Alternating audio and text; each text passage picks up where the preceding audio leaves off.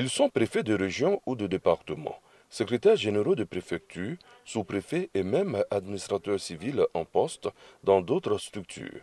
Le corps préfectoral de Côte d'Ivoire prône désormais plus de solidarité entre ses membres.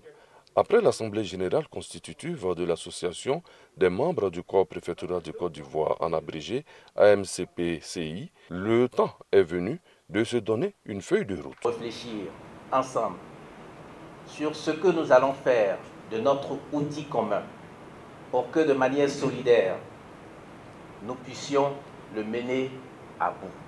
C'est la raison principale qui a motivé l'organisation de cet atelier pour que toutes les préoccupations d'ordre social soient prises en compte et adressées de la meilleure des manières possibles. Quelle est la situation socio-professionnelle et quelles solutions pour le bien-être social du corps préfectoral? C'est tout le sens des travaux de Yamoussoukro. La hiérarchie encourage la MCPCI. Les enjeux et les défis à relever sont considérables pour réussir et garantir un environnement social qui impacte positivement vos rendements professionnels. Je voudrais déjà à ce niveau affirmer ma confiance au président et aux membres du bureau exécutif, ainsi que mon soutien franc aux initiatives allant dans le sens de répondre aux attentes sociales légitimes des membres du corps préfectoral. La Côte d'Ivoire compte à ce jour 924 membres du corps préfectoral répartis sur l'ensemble du territoire. À l'horizon se pointe la toute première mutuelle sociale de ce corps.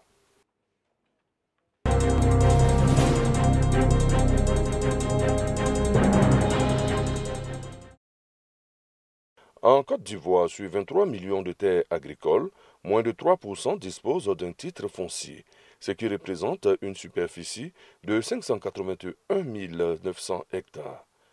80% des conflits inter- et intracommunautaires sont justement dus au foncier. La Fédération des producteurs de la filière EVA de Côte d'Ivoire entend prendre le taureau par les cornes en mettant le cap sur la sécurisation foncière. L'opération, une plantation d'EVA. Un certificat foncier vient d'être lancé à Yamoussoukro. L'activité des producteurs d'EVA de Côte d'Ivoire est très importante pour notre pays. Et notre instrument de production, ce sont nos plantations. Je ne connais pas de structure dans ce monde-là qui puisse faire un investissement et qui ne voudra pas sécuriser son matériel de production. Donc notre objectif premier, c'est de chercher à sécuriser le matériel de production des planteurs d'EVA de notre pays. L'opération concerne les 18 zones de production du pays et va durer 1 an. Une aubaine pour les acteurs. La terre a de la valeur. Si on nous permet d'avoir des certificats fonciers pour nos terres, c'est une très bonne chose. Donc j'adhère entièrement à l'opération. Je pense que l'opération est bien posée. Je vais tout faire pour avoir mon titre foncier. En 2020, malgré la baisse des cours de l'EVA, la Côte d'Ivoire a produit 940 000 tonnes. Le prix à Promac en cours est de 316 francs le kilogramme.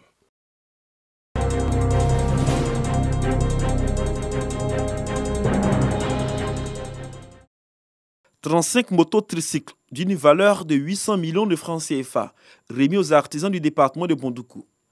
Un financement remboursable sur une période de 24 mois avec un taux d'intérêt de 7%. Une initiative du ministère de l'Artisanat pour accompagner ces artisans de la modernisation et de la réforme de leurs activités à travers le thème « Un artisan, un permis de conduire une moto ». Il s'agit d'un financement remboursable à des conditions avantageuses et souples. Tous ces conducteurs qui vont avoir l'opportunité de conduire ces motos vont être encadrés et suivis. Les responsables du ministère de l'Artisanat soutiennent que cette opération s'inscrit dans le cadre de la mise en œuvre de la politique de modernisation des petites activités de transport, conformément au code de l'artisanat. Et pour cette première phase, l'opération de financement concerne les motos, les taxis, les tricycles bagages. Le ministère de l'Artisanat s'est engagé à initier des solutions de financement innovantes en vue de faciliter l'accès au financement des artisans. Compte sur vous pour sortir, n'est-ce pas, ce secteur, pour que ce secteur puisse prendre toute sa place dans l'émergence de la Côte d'Ivoire. À travers cette initiative, le ministère de l'Artisanat veut restructurer et assainir le secteur des petites activités de transport qui a émergé depuis 2011 dans plusieurs villes de Côte d'Ivoire. Et ces mototricycles ont été livrés avec un kit d'accompagnement comprenant entre autres un permis de conduire, une patente, une carte grise, une vignette, une assurance et un système de sécurité GPS avec des casques. Bondoukou constitue la dernière étape de cette opération.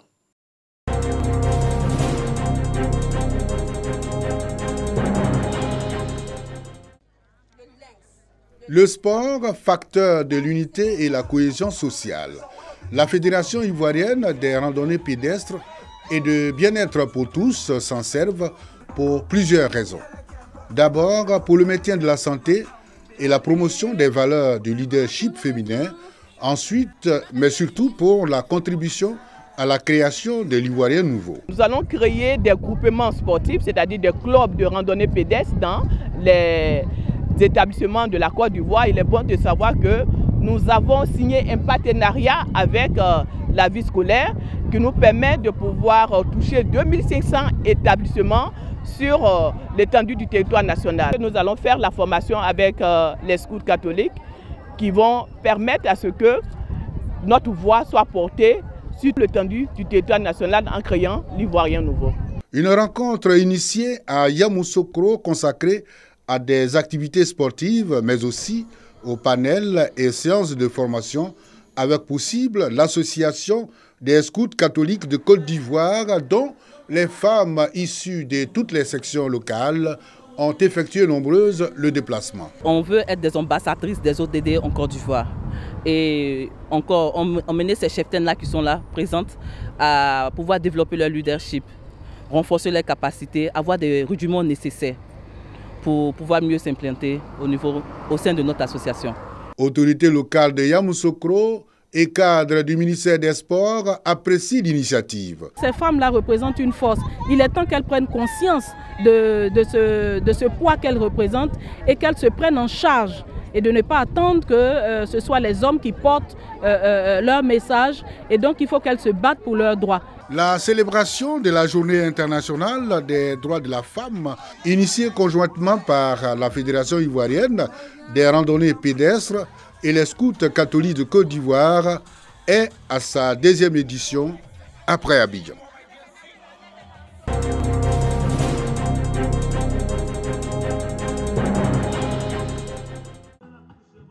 Le sport facteur de paix et de rapprochement, dit-on.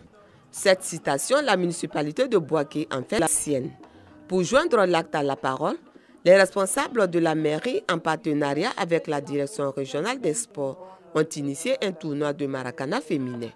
Tournoi auquel ont pris part 5 équipes issues des différentes directions régionales de l'administration, des associations, des ONG et des médias. L'activité s'inscrit dans le cadre de la Journée internationale des droits de la femme. Il est question de promouvoir les actions de la femme. La direction sociale a décidé de travailler de sorte que les femmes de Bouaké, toutes directions confondues, puissent se mettre ensemble justement pour relever le défi aux côtés des hommes, de sorte que l'évolution et l'autonomisation de la femme soient une réalité. En Côte d'Ivoire, surtout à Bouaké où nous sommes. La représentante du docteur Mariam Kone, marraine de la cérémonie, et les participantes sont heureuses de cette initiative. À mes sœurs, qu'elles se disent que elles peuvent faire tout, c'est la volonté. Et quand tout ce que les hommes font, les femmes aussi peuvent le faire. C'est bon de savoir que les droits de la femme sont célébrés. Je pense que c'est une fierté pour nous et c'est une opportunité pour toutes les femmes. Cette journée a été meublée également par des séances de fitness et de collecte de sang pour le bien-être des populations.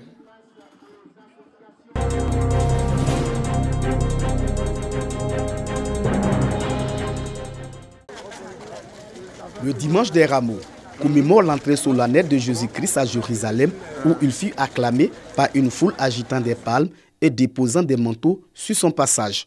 À Bouaké, les fidèles chrétiens ont célébré la fête des Rameaux qui annonce la Semaine Sainte. La Semaine Sainte précède la Pâque et est la dernière partie du Carême. Elle est le sommet de l'année liturgique car c'est par sa mort que le Christ a détruit la mort et ressuscité le 3e jour. Nous allons célébrer non seulement cette entrée, mais nous rappeler ce grand moment de la Passion qui a scellé son destin et en même temps le destin de l'humanité, le salut du monde. C'est un très grand jour pour nous les chrétiens où nous sommes en communion avec le Christ dans son entrée à Jérusalem pour subir la passion. Pour les fidèles chrétiens, cette journée est le symbole de la Renaissance. C'est une joie pour nous de venir prier et demander pardon à Dieu pour qu'il puisse exaucer nos prières. Présenter notre joie au Seigneur et que tout ce que nous allons entreprendre soit vraiment réussi et béni par Dieu lui-même. La tradition chrétienne veut que l'on apporte après la messe les rameaux bénis pour orner les maisons, un geste de vénération et de confiance envers le Christ.